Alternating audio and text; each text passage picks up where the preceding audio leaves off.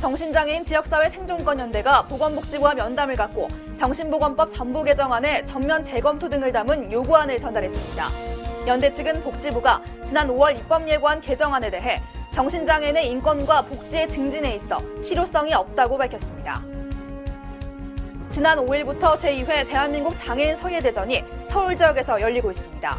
뛰어난 예술성을 가진 장애 서예가들의 작품에 관객의 호평이 이어졌습니다. 2주 앞으로 다가온 추석 명절로 배송 전쟁이 시작됐습니다. 9일부터는 택배 운송량이 최고조에 달할 것으로 예상되는 가운데 안전하게 택배를 보내는 요령을 알아봤습니다. 시청자 여러분 안녕하십니까? 복지TV 뉴스입니다. 지난 5월 보건복지부가 정신보건법 전부 개정안을 입법 예고했었는데요. 얼마 전 정신장애인 지역사회 생존권연대가 복지부와 면담을 했습니다. 그러나 면담에서 복지부는 연대 개정안에 대해서 재검토 입장을 사실상 거부했다고 합니다. 박정인 기자입니다. 보건복지부는 지난 5월 정신질환자 범위 축소와 비자발적 입퇴원 관련 제도 개선 등에 대한 주요 내용을 담은 정신보건법 개정안을 입법 예고했습니다. 그러나 정신장애인 지역생존권연대와 당사자들은 복지부가 이번 개정안에 대해서 정신장애인들을 전혀 고려하지 않았기 때문에 전면 개정이 필요하다고 주장하고 있습니다. 이에 지난 4일 정신장애인 지역생존권연대는 보건복지부를 방문해 정신보건법 전부 개정안에 대한 면담을 가졌습니다. 연대는 면담 자리에서 인권 침해적 요소인 강제 입원과 사회 복귀 등을 위한 권리 보장 등의 관련 조항이 반드시 포함돼야 한다고 말했습니다. 이에 대해 보건복지부는 요구하고 있는 개정안이 국회를 통과하지 않는 한 행정기관 자체가 할 수 있는 것은 없다고 밝혔습니다. 또한 연대가 입원 치료에 편중된 재정 조달 체계 개선과 지역사회 생활 지원을 위한 서비스 전달 체계에 대한 질의에 대해 복지부는 예산 문제에 한계가 있고 복지부 단독으로 할 수 있는 부분이 아니라고 말했습니다. 한편 연대는 복지부와의 첫 번째 면담에서 큰 성과는 없었다며 앞으로도 계속해서 전면 개정 운동을 펼쳐나갈 것이라고 주장했습니다. 복지TV 뉴스 박정인입니다. 얼마 전 한국장애인서예협회가 2013 제3회 대한민국 장애인 서예대전을 열었는데요. 협회가 전국을 돌면서 수상작품을 전시하고 있다고 합니다. 정유린 기자입니다. 화선지 위에 새겨진 힘찬 붓글씨. 서체 속에 작가의 개성이 절절히 묻어납니다. 이 작품은 학문에 힘쓸 것을 강조한 명심보감의 글귀. 한 획 한 획마다 들였을 작가의 정성을 짐작케 합니다. 모두 내로라 하는 한국 장애인 서예가의 작품들입니다. 작품들 하나하나 둘러보니까 사실 마음도 좀 차분해지는 것 같고요. 또 이제 장애를 가지신 분들께서 직접 하신 작품이라고 하니까 좀 경건해지는 느낌도 들고 참 오랜만에 좋은 기회였던 것 같습니다. 붓으로 쓰는 예술인 서예. 지난 5일부터 제3회 대한민국 장애인 서예대전이 서울 구로 아트밸리에서 열리고 있습니다. 1부와 2부로 나눠 진행되는 이번 행사에서는 장애 서예가들의 한문 수상작 50여 점, 문인화와 초대 작가의 작품 40여 점이 관객과 만납니다. 예술은 장애가 없습니다. 장애인이나 일반인이나 똑같이 활동을 하기 때문에 서로 이제 예술 활동을 하다 보면은 마음도 공유하고 서로 간에 이제 만남의 장이 되지 않는가 이렇게 생각을 합니다. 뛰어난 예술성을 가진 다채로운 서예 작품들을 만나볼 수 있는 제3회 대한민국 장애인 서예대전. 이번 공모전을 계기로 장애인 서예가의 창작 활동 영역이 확대되길 기대해봅니다. 복지TV 뉴스 정유림입니다. 보름 남짓 다가온 추석 명절. 이 소중한 선물이 깨지거나 지연 배송된다면 오히려 기분이 상할 수 있겠죠.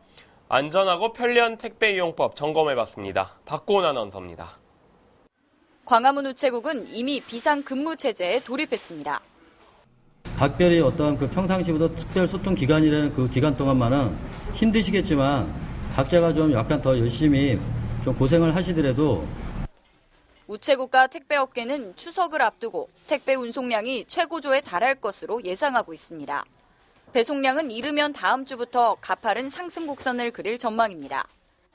저희가 이제 평소에 근무는 5일을 하고 있는데 이런 소통 기간에는 7일 일주일 내내 하고 있습니다. 그리고 이제 물건을 정확히 이제 받고자 하는 날짜에 받으시기 위해서는 최소한 3, 4일 정도 그 정도의 어떤 배달 소요 시간이 걸리고 있습니다.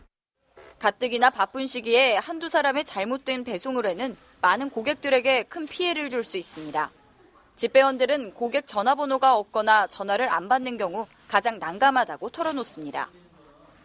고객들하고 약속한 시간이 다 SMS 문자로 다 날아갔는데 이제 거기에 한 군데에서 딜레이가 돼 버리니까 계속 시간이 오버가 되는 거예요. 그러면은 고객들도 그 시간에 못 받으니까는 계속 전화를 하고 기다려 주세요. 연휴라 여행을 가버리는 경우도 늘고 있습니다. 상하기 쉬운 음식물 배송은 헛걸음도 모자라 주인과 연락이 닿을 때까지 신경을 써야 합니다. 허술한 선물 포장도 택배 사고로 이어지기 쉽습니다. 깨지기 쉬운 물품은 스티로폼이나 에어패드 등을 충분히 사용해 외부 충격에 견딜 수 있도록 해야 합니다. 우체국 측은 상품 가격이 50만 원 이상일 경우엔 요금을 더 내고 안전 택배 등의 별도의 서비스를 이용하는 것을 권장하고 있습니다. 복제TV 뉴스 박고은입니다. 앞으로는 사회 서비스 전자바우처를 부정하게 사용하거나 이 서비스 제공 비용을 허위 청구하는 등의 부정행위가 적발될 경우 이에 대한 처벌이 강화됩니다. 보건복지부는 최근 감사원의 복지 분야 재정 누수에 대한 지적과 사회적 우려가 증가하고 있음에 따라 복지부 소관 사회 서비스 전자바우처 사업에 대한 사후 관리를 강화하겠다고 밝혔습니다. 따라서 복지부는 서비스 이용자와 제공 인력에 대한 처분을 신설하고 부정행위에 대한 형사 고발 조치 등의 엄격한 처분을 실시할 것이라고 말했습니다. 장애인 생산품 인증이 취소된 경우 보건복지부 홈페이지에 이 같은 내용을 공고해야 하는 등의 시행규칙 일부 개정안이 입법 예고됐습니다. 보건복지부는 장애인복지법 시행규칙 일부 개정령안을 입법 예고한다 밝혔습니다. 복지부의 이번 개정안에는 장애인 생산품 인증이 취소된 경우 복지부 장관은 이를 공고하고 인증을 받은 생산시설 또는 단체는 인증 취소 즉시 인증서를 반납하는 등의 내용이 포함되어 있습니다. 한편 복지부의 이번 입법 예고안에 대한 의견서는 오는 10월 5일까지 제출하면 됩니다. 보건복지부가 부모들이 어린이집에 대한 보다 자세한 정보를 얻을 수 있도록 어린이집 평가 인증의 세부 평가 결과를 공개한다고 밝혔습니다. 보건복지부는 이번 세부 평가 결과에 평가 인증 여부, 영역별 점수, 지역별 어린이집 유형별 평균 점수 등이 공개된다고 말했습니다. 복지부는 이번 평가 결과를 오는 11월부터 아이사랑 보육포털 평가 인증 알림이 또는 복지부 홈페이지를 통해 확인할 수 있다고 설명했습니다.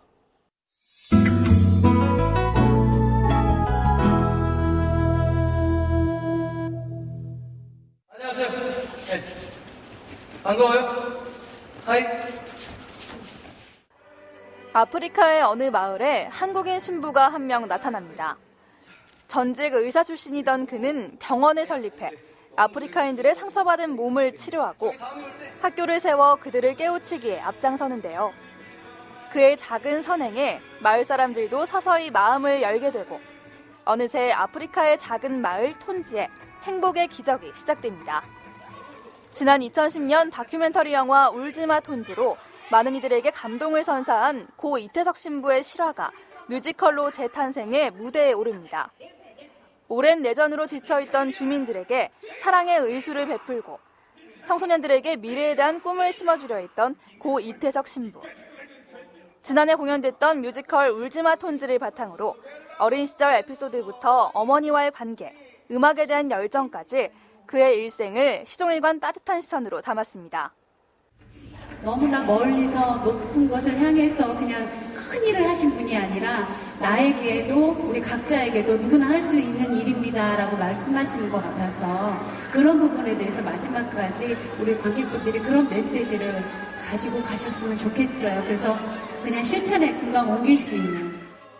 실제 인물이자 평생 동안 몸소 사랑을 실천한 고 이태석 신부 역에 홍경민과 고유진이 열연을 펼치고 윤복희, 이미셸, 임성지 씨 등이 관객과 만납니다.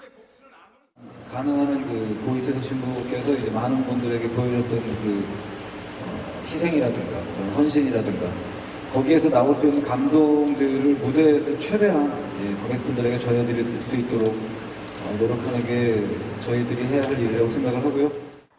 사랑과 평화의 전령으로 우리에게 큰 울림을 준 고 이태석 신부의 이야기 사랑의 톤지. 오랜만에 가족 단위의 관객들이 즐기시기에 좋은 작품이 될 것 같습니다. 문화 클로즈업 정유림입니다. 이번 주 개봉 영화입니다. 대한민국 최고의 스파이 김철수. 하지만 아내 영희 앞에만 서면 쩔쩔매는 대한민국의 평범한 남편이기도 합니다. 아무도 모르게 나란 일을 하느라 바쁜 철수는 하필이면 2세를 만들기 위해 받아놓은 날짜에 의문의 테러가 발생해 태국으로 출장을 떠나는데요. 하지만 남편의 정체를 모르는 스튜어디스 영희는 모든 작전지마다 의문의 사나이와 함께 나타나 철수의 애간장을 태우는데 나라의 운명이 걸린 스파이들의 작전과 한 부부의 이야기를 긴장감 넘치는 액션과 유쾌한 코미디로 맛깔스럽게 버무린 영화 스파이. 태국과 한국을 오가며 촬영된 대규모 로케이션은 눈을 즐겁게 만들고 첩보 영화에 걸맞는 각종 신무기들은 놀라움을 자아냅니다. 배우들의 연기 또한 영화를 보는 또 하나의 재미. 설경구와 문소리는 찰떡 부부 연기를 선보이며 다니엘 헤니와 한예리의 연기도 빛을 발합니다. 남편의 외도에 증오심에 차있던 아내. 남편에 대한 복수로 아들에게 치명적인 상처를 주고 집을 나갑니다. 남편은 자신 때문에 불행해진 아들을 위해 모든 것을 바치는데요.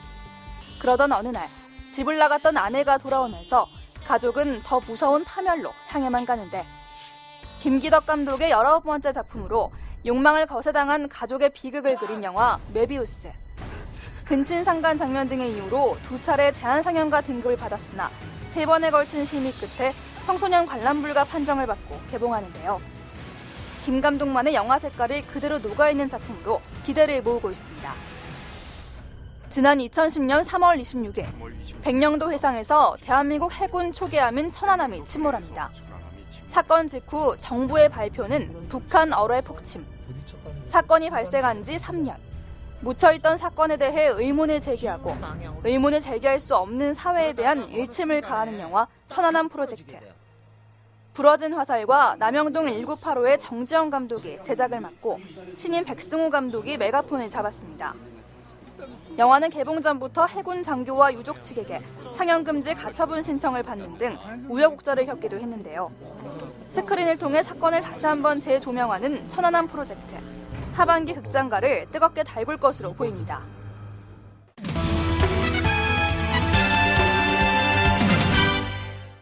복제TV 네트워크입니다. 서울시 노원구가 빈방을 가지고 계신 어르신과 대학생이 함께 사는 룸쉐어링 사업을 시작했습니다. 이 저렴한 임대료 덕분에 학생도 좋고 안 쓰는 방을 이용해 손자 같은 학생과 함께 사니 어르신들에게도 좋은 사업이라는데요. 박고은 아나운서입니다. 어르신과 대학생의 주거 공유 프로그램인 룸쉐어링. 서울시 노원구가 룸쉐어링 사업을 시작했습니다.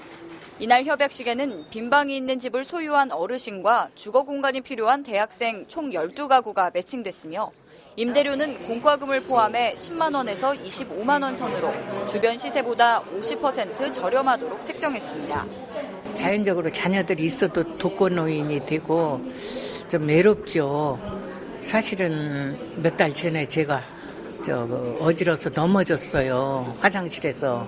그래서 이런 데랑 좀 아프고 그런데 좀 그러던 차 이렇게 좋은 일이 있어서 친손주같이 그렇게 같이 지내고 싶어요. 학생들은 저렴한 임대료라는 혜택과 함께 어르신의 말벗이 되고 함께 생활하며 더욱 가깝게 지낼 수 있습니다. 4학년인데 계속 기숙사 생활만 하다가 이제 제가 너무 학교에 오래 살다 보니까 기숙사에서 이제 나가야 되는 그 시점이 왔거든요. 공부를 하고 집에 들어오는데 아무도 없다 이럴 때는 저도 이제 슬프거든요. 그럴 때마다 할머니랑 같이 이야기를 할 수 있으면은 저도 더 일석이조 이런 셈인 것 같아요. 노원구는 지난 7월부터 61제곱미터 이상의 관내 주택을 보유하고 있는 68세부터 84세의 어르신과 주거 공간이 필요한 대학생을 모집했습니다. 이어 현장 방문을 통해 방의 크기와 상태, 교통 여건 등을 데이터로 구축했고 신청 대학생과의 상호 동의 절차를 거쳤습니다. 한편 구는 룸쉐어링 사업을 위해 지역 내 집수리 업체인 일촌 나눔 하우징과 손을 잡고 학생이 입주할 방 5곳에 도배와 장판을 지원했습니다. 이게 어쩌면 서울시가 하려고 하는 새로운 공유경제의 앞으로 대표적인 모델이 될 수 있을 것 같습니다. 노원구는 주거비 부담을 덜어주고 세대 간 소통도 할 수 있는 룸쉐어링 사업을 적극 홍보해 나갈 예정이며 마을 공동체 회복에도 기여할 것이라고 기대하고 있습니다. 복제TV 뉴스 박고은입니다. 추석을 앞두고 많은 소비자들이 전통시장을 찾을 텐데요. 하지만 전통시장 상인들은 수요에 맞는 물량 공급이 어려워 걱정이라고 합니다. 이런 어려움을 해결하기 위해 경기도가 나섰습니다. 경기도청 황나리 기자입니다. 추석처럼 대목을 앞두면 전통시장엔 소비자들이 몰리지만 영세한 전통시장 상인들은 애가 탑니다. 물량 공급에 필요한 자금이 없기 때문입니다. 다들 경기가 안 좋다고 하는데 대목을 앞두고는 그래도 옛부터 대목이라 그러잖아요. 경기가 좀 있는데 상품을 구매하는 데 있어서 좀 목돈이 많이 필요해요. 그럴 때 상당히 아쉬웠는데 경기도가 이러한 어려움을 겪고 있는 도내 전통시장 189곳에 100억 원의 특별 경영자금을 지원합니다. 융자 한도는 업체당 1,000만 원 이내로, 금리는 연 2.98%, 담보 및 개인 신용 대출은 3.98%까지, 융자 기간은 6개월입니다. 이번 특별 자금의 금리는 소상공인 일반 대출 금리인 4.3%보다 더 낮습니다. 한편 김문수 경기도지사는 특별 경영자금을 홍보하는 자리에서 어려움은 함께 나눠야 한다며 상인들을 격려했습니다. 운영 자금을 긴급 지원함으로써 추석 대목을 보시고 한가위 보름달 좋은 추석 보내실 수 있도록 지원하고 있습니다. 이번 금융 지원을 원하는 도내 전통시장 소상공인은 경기신용보증재단 19개 지점에 서류를 접수하면 됩니다. 경기지TV 황나리입니다. 서울시 7급과 9급 공무원 임용 필기시험의 평균 경쟁률이 87.1대 1을 기록한 가운데 장애인 구분 모집은 18.5대 1의 경쟁률을 보였습니다. 사회적 약자의 공직 진출 기회를 확대하기 위해 실시한 장애인 구분 모집은 144명 선발에 2,657명이 신청했고 저소득층 구분 모집에는 132명 선발에 1,213명이 신청했습니다. 한편 총 1,446명이 모집되는 이번 공채에서 가장 높은 경쟁률을 보인 모집 단위는 전산 9급으로 2명 모집에 1,311명이 신청해 655.5대 1의 경쟁률을 기록했습니다. 여수시가 농협중앙회로부터 지역 농업 발전에 기여한 공로를 인정받아 지역 농업 발전 선도인상을 수상했습니다. 농협중앙회가 전국 244개 기초 지자체를 대상으로 평가를 실시한 결과 10개 시군을 선정했으며 전남도 내에서는 김충석 여수시장이 상을 받았습니다. 김 시장은 민선 3기 때부터 각종 영농기술 시험을 위한 농장부지 16,500제곱미터를 조성한 데 이어 민선 5기에 들어서 9,900제곱미터를 추가로 확보하는 등 과학 영농 구현에 행정력을 쏟았습니다. 또 지난 3월 거문도 해풍쑥과 여수 돌산 갓김치가 지리적 표시 단체 표장 등록을 완료하는 등 지역 농특산물 브랜드화를 통한 고부가 가치 창출에 기여한 바 있습니다. 여수시의 한 마을에서 지역 내 기업 봉사단이 농어촌사랑 봉사활동을 펼쳤습니다. 지난 5일 여수시 화양면 봉주리 마을에서는 호남 지역 하나 봉사단과 쌍봉 종합사회복지관, 여수시 보건소가 연계한 농어촌사랑 봉사활동이 실시됐습니다. 이날은 기업 봉사단의 임직원 70여 명이 참여했으며 도배, 장판, 페인트칠, 임의용, 치과진료 등 마을 주민을 위한 맞춤형 봉사활동을 진행했습니다. 실종 장애인을 찾습니다. 이름은 한혜수, 현재 51세 여성으로 2012년 5월 22일 충북 옥천군 청성면에서 실종됐습니다. 특징으로는 실종 당시 보라색 면 티셔츠에 검정색 바지를 입고 있었습니다. 이름은 김옥남, 현재 39세의 남성으로 2012년 11월 12일 서울 강서구 방화동에서 실종됐습니다. 특이사항으로는 실종 전에도 정신을 잃고 주변을 배회한 이력이 있습니다. 실종 장애인 신고는 안전드림, 국번 없이 182번으로 연락 주시기 바랍니다. 복지신문고에서는 시청자 여러분의 제보를 기다리고 있습니다. 복지TV나 웰페어뉴스 홈페이지 또는 이메일로 많은 제보 바랍니다. 완연한 가을 날씨는 언제쯤 오나 싶었는데 벌써 아침 저녁으로 선선한 바람이 불고 있는데요. 최근 일교차가 큰 날씨로 인해서 감기 환자가 늘고 있다고 합니다. 이 환절기 각별히 건강관리에 신경을 더 쓰셔야 할 것 같습니다. 이상으로 복지TV 뉴스를 마칩니다. 시청해주셔서 고맙습니다.